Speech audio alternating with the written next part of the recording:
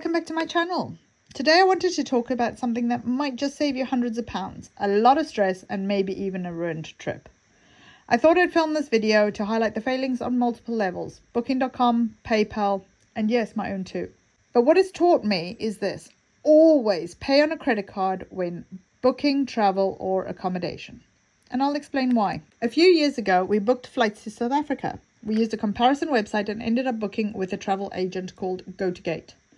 Personally, I hadn't had any issues with them, although later I learned they don't have the best reputation for customer service. Fast forward to the next year, I tried a different booking agent again, and we were meant to go to South Africa for approximately 28 days.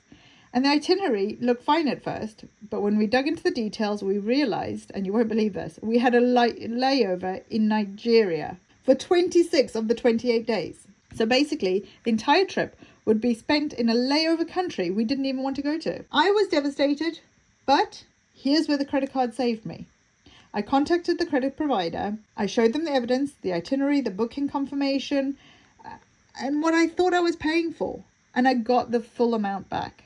Not from the agent, but from my card provider. And that is the power of Section 75 in the UK. So lesson 1, credit card protection works. Now let's fast forward a bit more recently, February to be exact. I needed to book a stay for a very sensitive reason. The trip was a funeral, and we wanted somewhere local, somewhere safe, clean, somewhere we could just basically get our heads down. I booked a property through Booking.com and I paid using PayPal credit. Backed up by a credit card, thinking I was covered.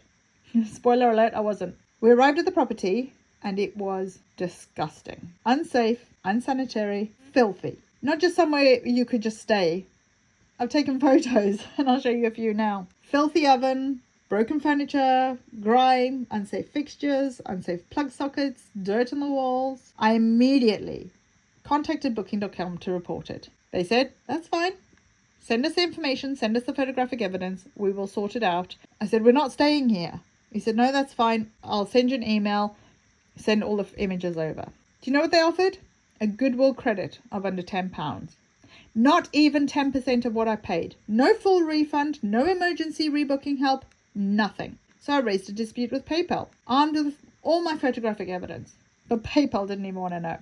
They rejected my claim. Had I paid directly on the credit card, I would have had more protection. Section 75 covers you for items and or services over £100, even when something isn't delivered as promised. A dirty, uninhabitable property, that counts. But because I used PayPal credit, even though it used the card in the background, I wasn't covered. Why? Because Section 75 doesn't apply to third-party platforms like PayPal, even if the underlying payment came from the credit card. So technically, my protection was gone. So who failed here? Obviously the property owner, because they just didn't give a monkeys about their property, allegedly. But Booking.com for allowing properties like this to stay listed with no emergency response system.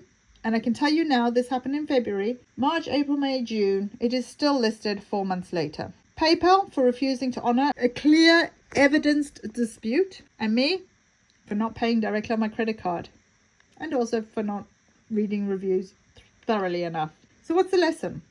Always use a credit card directly when booking travel, flights, holidays, hotels. Booking.com might be convenient, but it doesn't offer the protection that you think it might do. And if you're using PayPal, don't assume you're covered, because you're not. So here are some practical tips to avoid what happened to me. Always read reviews, especially the most recent ones, and read them well.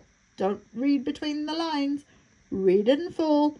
Read between the lines and go with your gut instinct. Google the property separately if it's listed elsewhere. Unfortunately, mine wasn't. Not that I saw anyway. And things like Street View, well, from the outside, it looked absolutely fine. Again, you could use Google Street View, check the area. If it looks a bit dodgy or rough or unkept, maybe don't stay there. This property looked fine. Always pay directly by credit card for bookings over £100. And screenshot everything. Your booking confirmation, your credit card payment, you get a receipt when you pay by credit card, everything before your trip. I'm only sharing this so nobody else has to end up in a similar situation, stranded, grieving, and out of pocket for something you never even stayed in. We picked up our bag, We walked out, we went to the travel lodge, we booked straight in, we told them what had just happened, and they even gave us a courtesy breakfast. It's not much, but it wasn't their problem to start with. We were fed up, we were tired, we were emotional. Travel Lodge did not have to step up like that. So a big shout out to Travel Lodge for going beyond customer service.